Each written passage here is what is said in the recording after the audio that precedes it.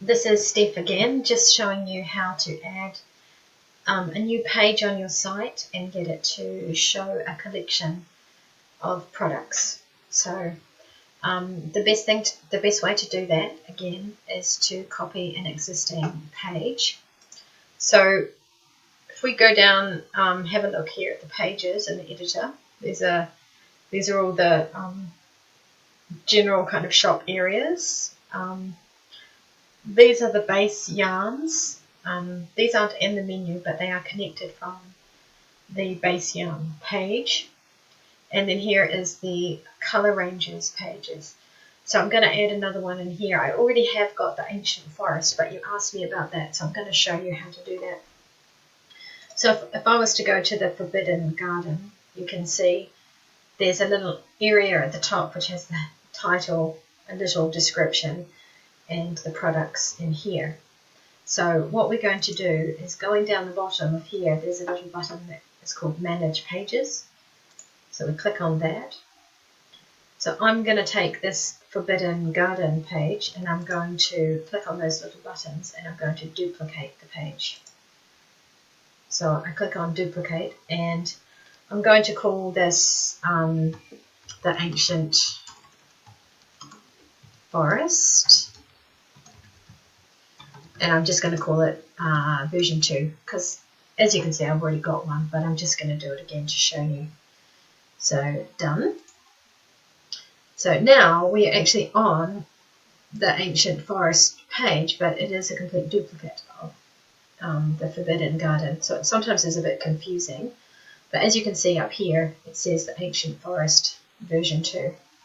So to make sure I know where I am, the first thing I always do is change the heading, the Ancient Forest. I'll keep calling it version 2 so I know where I am.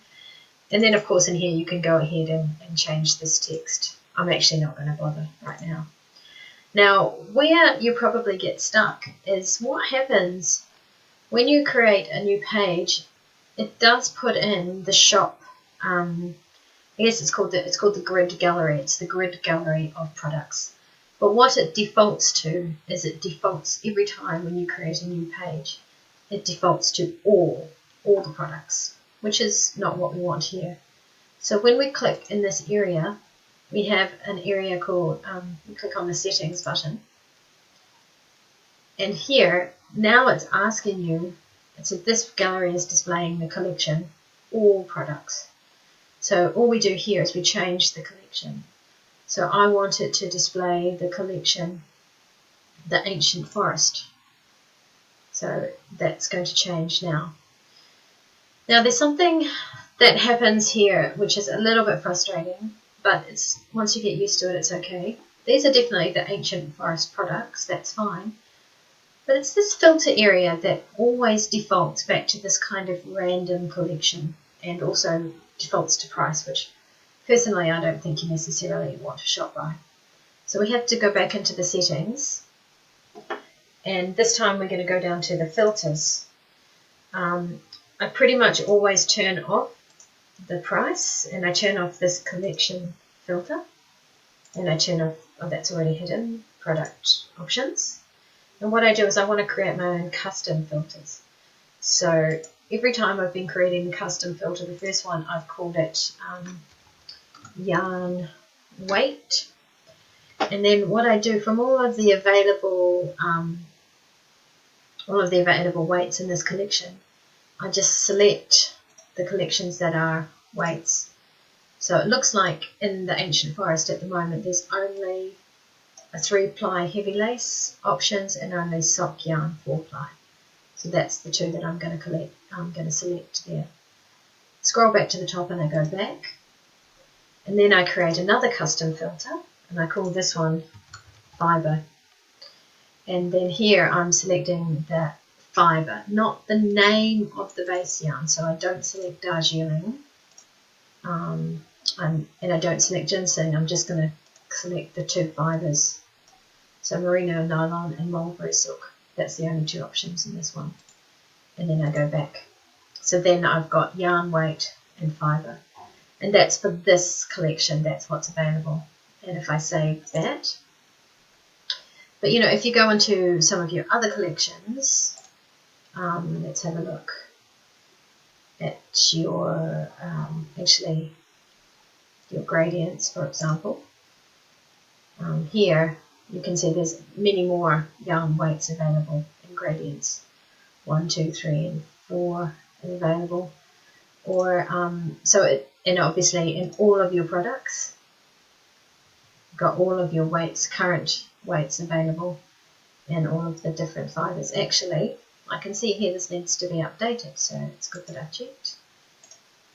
As we keep adding more collections, you do have to look at these filters. These are custom filters, so oh, where did they go? Oh, it's reset, and that's annoying. So again, if you these filters, these custom filters, they will reset. So they are a little bit, they can be a little bit frustrating. It's not always necessary that you do have these custom filters, but I find that it's quite good for usability for the customer. So I'm just going through and selecting the weights. There's a lot of collections in this product, in this shop. Just takes a bit of management, but it is, I still feel that it is quite useful for the customer to know how to search the different weights. I've just got to find that 2-ply. What I'm doing here is I'm just rearranging the order so that when you look back on the shop, it'll show up in the right order.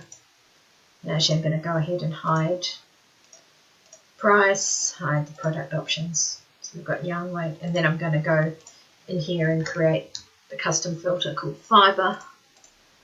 So fiber, we have merino wool is a fiber, wool, yak and silk is a fiber, tussar silk is a fiber, merino and nylon, silk and alpaca, silk and merino, and these are in mulberry silk. Again, I'm just going to try and alphabetize them just because I like doing things in alphabetical order.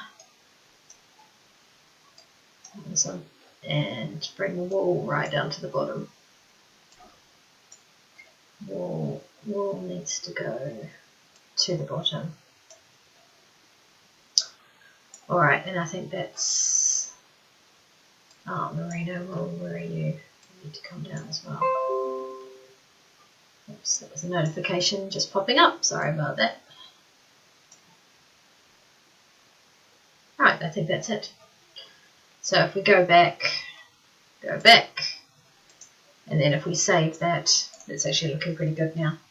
So then we've got 5 different yarn weights and all of these different fibers that people can search by. So that's just explaining how to create new pages, Ancient Forest version 2, how to connect them to a collection, and how to do the filters. Now it's really important that you keep on saving, because if you don't save, you'll have to go back and do all those settings again. And that's all for now.